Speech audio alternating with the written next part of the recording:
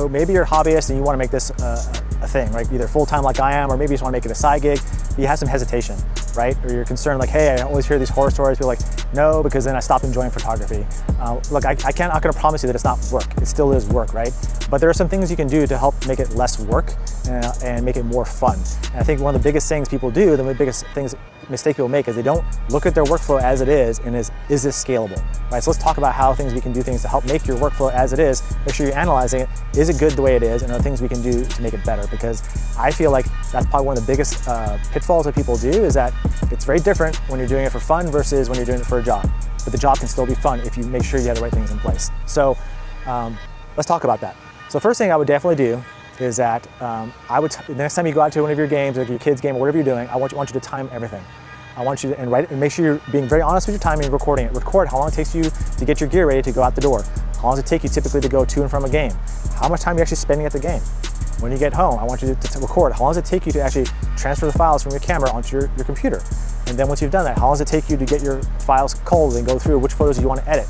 And then I want you to record how long you're editing on all the photos. And once you're done with that, I want you to take a look at everything and make a note of, okay, if you take that total time spent editing, the total time spent culling not as much, but the time editing, I want you to break that down per image. So what are you on average spending editing per image, okay?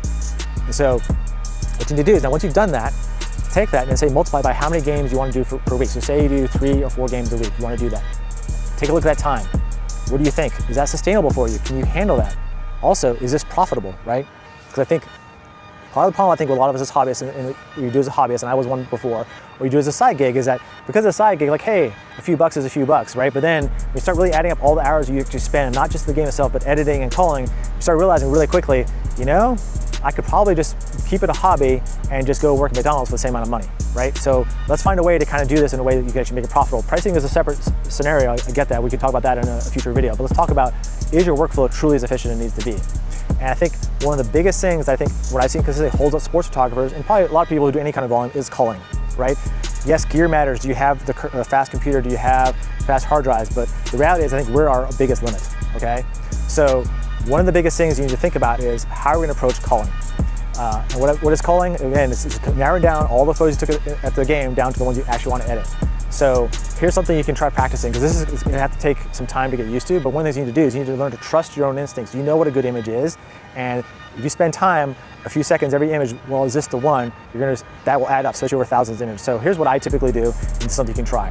Basically, I'm going to set up my computer, I'm going to have an image up, only one image up at a time, and basically I'm going to have my hand on the star ratings, another hand on the cursor. I'm just going to go through one right after, very quickly. Only if an image catches my eye, I'll click 1 star. I'll keep on going until I get through all the images and I got all my 1 stars. Okay? Then I go back and I filter out everything except only the 1-star images.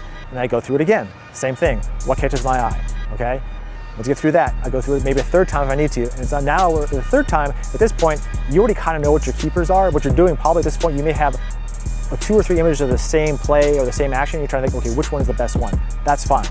So once you go through that, now you've got your images, okay? At this point, and only at this point, for me, this is when I start looking is the photo tack sharp?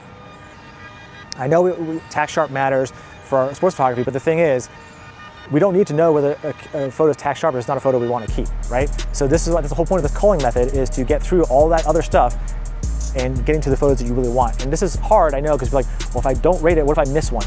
You're not going to miss one. We're not deleting it forever. You're just saying that's not the one. And you have to trust your instincts with this. And so if you practice this, I can guarantee you can save a lot of time. It's very different when you get home, and I know we all like to relax after sports photos and do this, but when you're doing it for a job and you're doing it for a profession, I don't want to spend 4 or 5 hours trying to figure out what photos I'm going to edit and edit them. So this is where your biggest time saver is. And if you do this and you get really efficient at it, and you get really ruthless with your culling, you can get done with your culling. Honestly, games I have, I can take 3,000 images. I can get those 3,000 images down to the 100 images I'm actually going to edit, probably within 30 minutes, if not less. Now I can make that even faster, which I do sometimes using software like Aftershoot, which is an AI culling software, which can help me. But at the end of the day, I would really recommend that you work through on culling on your own and learn to do this, because this is your biggest time suck. If you see professional photographers who are working for media, like in the local newspaper, they have to submit images on the fly. They're very good at this. This is what they do. They literally pick, they're only picking 10 images, right? 10 images, maybe to send to the editors and that kind of thing. They have to be very, very quick. And the thing is, you just have to learn to trust your instincts. And if you're worried about it, just take some old games you have and just practice doing this. See if what you come up with is very different than what you end up picking up the first time. I guarantee you there'll be very little differences. And this is probably the single biggest thing that will add up a lot of time for you. So, because I know if you really, once you did your time, you probably realize you were spending more time editing than you were actually at the game.